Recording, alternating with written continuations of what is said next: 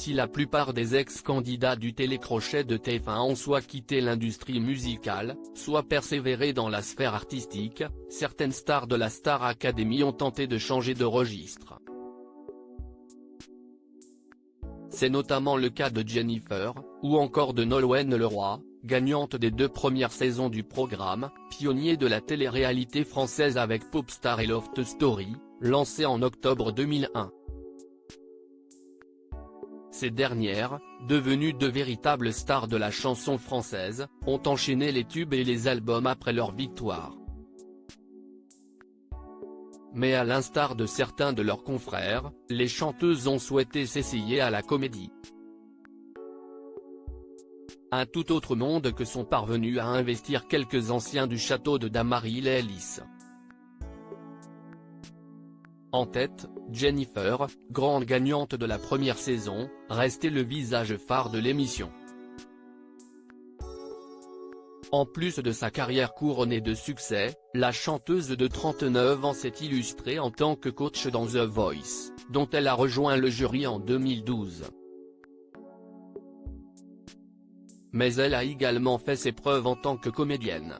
Entre 2009 et 2010, la jeune femme née à Nice a commencé par fouler les planches en jouant des textes des monologues du vagin.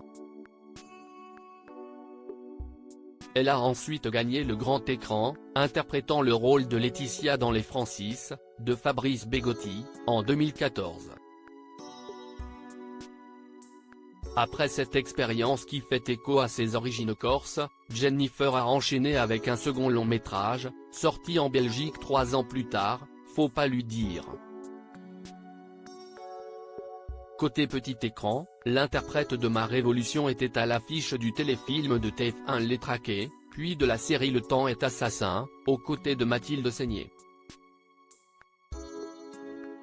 Supérieur à Star Academy, de Jennifer à Magali Vaé, ses ex-candidats devenus acteurs Nolwenn Leroy, Jean Pascal, Élodie Frégé. Entre grand et petit écran, sa consoeur Nolwenn Leroy, sortie gagnante de la seconde saison de la Star Academy en 2002, possède également un parcours dans le domaine de la fiction. Après avoir doublé la Fée des Dents dans la version française du film d'animation Les 5 légendes, en 2021 la Bretonne a joué un petit rôle dans un épisode de la série Capitaine Marlowe, donnant la réplique à Corinne Massiero. De son côté, Sophia Essaidi, qui a manqué de remporter la 3e saison face à Élodie Frégé, a plusieurs premiers rôles à son actif. La star des comédies musicales Cléopâtre, la dernière reine d'Égypte et Chicago était la tête d'affiche de la mini-série La Promesse, diffusée sur TF1 en 2021. Dans ce drame, elle incarnait, aux côtés d'Olivier Marchal et Laurent Deutsch, une policière à la recherche d'une fillette disparue. Le trublion de la première saison Jean-Pascal Lacoste n'a, quant à lui, pas quitté le petit écran depuis 2006. Si l'interprète de l'agitateur n'a pas persévéré dans la chanson, il a, en revanche, prêté ses traits à Luc Iranodonea, l'un des personnages principaux de la série Section de recherche. Après cette saison dans le programme de TF1, Jean-Pascal est apparu dans 2 autres fictions de la chaîne, Camping Paradis et Nos chers voisins, avant de devenir chroniqueur de Touche pas à mon poste sur C8. La gagnante de la 3e saison et ex-jurée de la Nouvelle Star, Élodie Frégé a, tout comme Jennifer, incarné plusieurs personnages au cinéma. En 2010, elle joue dans Potiche de François Ozon, où elle prête ses traits à la version jeune du personnage campé par Catherine Deneuve. La chanteuse est ensuite apparue dans la série Hainaut Président, dans son propre rôle, puis dans L'Art de la fugue, de Brice Gauvin. À l'instar de Jean Pascal, elle est brièvement passée par Nos chers voisins. Figure de la seconde saison, la chanteuse, comédienne et danseuse Aurélie Konaté a connu un premier succès dans les années 2000, en se produisant dans les comédies musicales Belle, Belle, Belle et Salut Joe. L'artiste s'est ensuite fait connaître du public de TF1 en intégrant la distribution de Camping Paradis, dans le rôle récurrent d'Aurélie, puis du feuilleton Demain nous appartient.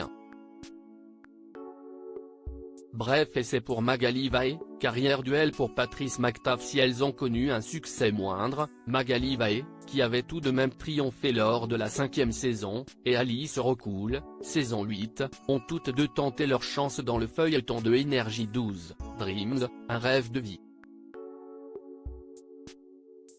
Malheureusement, l'adaptation de la telenovela argentine Sueña conmigo, Rêve avec moi, ne rencontrera pas son public, et sera annulée au bout d'une saison. Contrairement à Jennifer et Jean Pascal, Patrice McTaff a lui effectué le chemin inverse. C'est d'abord en tant qu'acteur que le jeune homme a tenté de se faire un nom en 2001, en jouant dans la comédie Sexy Boys, premier essai de Stéphane Casaneggian, Bad Buzz, quelques mois avant d'intégrer la première promotion de la Star Academy. L'Annécien marié à Lucie Bernardoni, saison 4, a poursuivi sa carrière dans la musique, comme dans la comédie. Il a notamment joué dans Plus belle la vie, participé à l'adaptation télévisée de L'amour dans le sang, l'autobiographie de Charlotte Valandrey, et chanté dans la comédie musicale Mozart, l'opéra rock. Plus étonnant, Patrice McTaff a aussi incarné le personnage du barbier sanguinaire au Manoir de Paris. Les anciens de la Star Academy n'ont pas fini de nous surprendre. Article écrit en collaboration avec 6 Médias. Crédit photo, Clovis Bellac Bestimage.